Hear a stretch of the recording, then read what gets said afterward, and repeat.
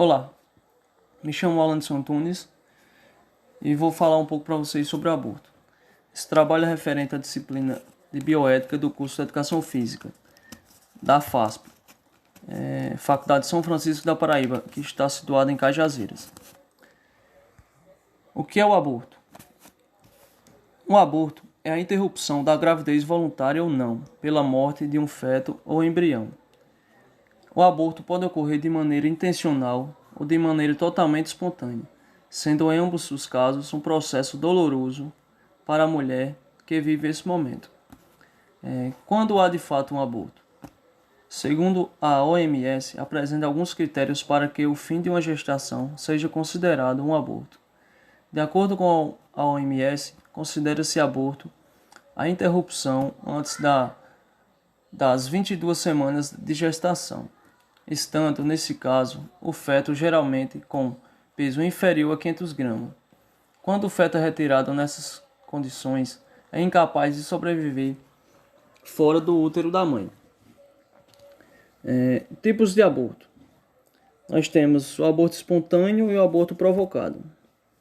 Aborto espontâneo ocorre quando uma gravidez que parecia estar a desenvolver-se normalmente termina de maneira involuntária, ou seja, quando o feto não está em condições de sobreviver. O aborto espontâneo apresenta diferentes causas. Geralmente acontece por conta da condição que não favorece a vida do feto, ou que está prejudicando seu desenvolvimento. Entre as principais causas de aborto espontâneo estão as alterações cromossômicas, quedas no nível de progesterona no corpo da mulher, mudanças no útero, problemas tiroideanos, diabetes não controlado, algumas doenças e o consumo de drogas. Apesar dessas causas conhecidas, a maioria das mulheres que sofrem aborto espontâneo nunca saberão qual foi a causa de seu abortamento. Geralmente, o abortamento espontâneo acontece logo no início da gestação. Ele pode ser classificado de acordo com o período em que ocorre precoce ou tardio. É denominado de precoce quando acontece em mulheres que apresentam menos de 13 semanas de gestação, e tardio quando acontece entre 13º e 22 semanas. Há vários fatores de risco para um aborto espontâneo, que é a idade materna acima dos 45 anos, mulheres obesas, mulheres com baixo peso, casos anteriores de aborto, consumo de drogas, tabagismo e o uso de alguns medicamentos. Eu vou falar um pouco agora sobre os casos de aborto que são permitidos no Brasil. No Brasil, o aborto é considerado crime e pode ter pena de detenção tanto para gestante que pratica em si mesmo, como para terceiros que realizam o procedimento. Em algumas situações, no entanto, o abortamento pode ser realizado sendo permitido por lei. Atualmente, o aborto pode ser realizado nos seguintes casos: a mulher apresenta uma gestação que é decorrente de um estupro,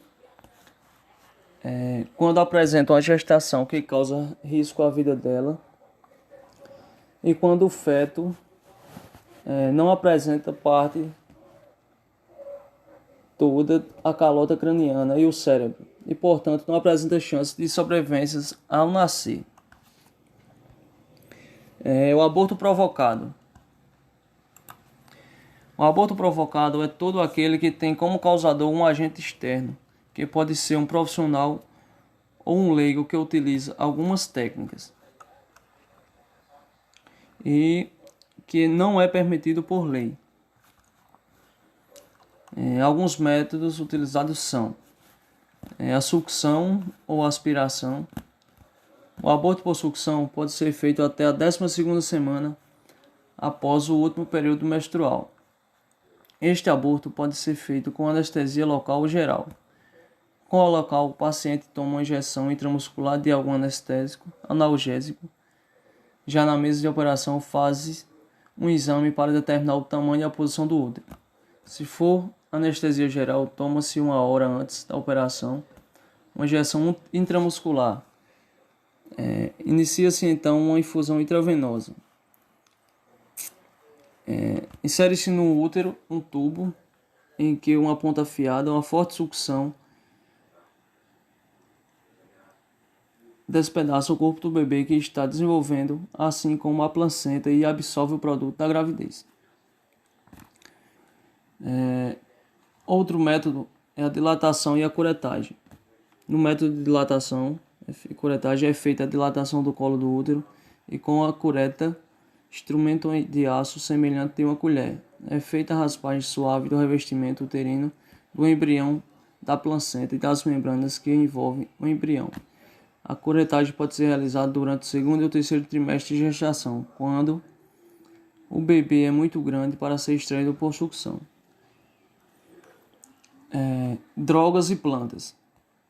Existem muitas substâncias que, quando tomadas, causam aborto. Algumas são tóxicas, inorgânicos, como arsênio, antimônio, chumbo, cobre, ferro, fósforo e vários ácidos e sais. As plantas são absinto, alecrim, arruba, cipamil.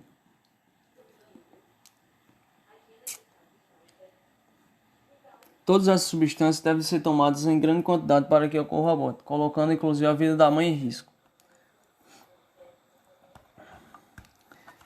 E finalizo aqui o trabalho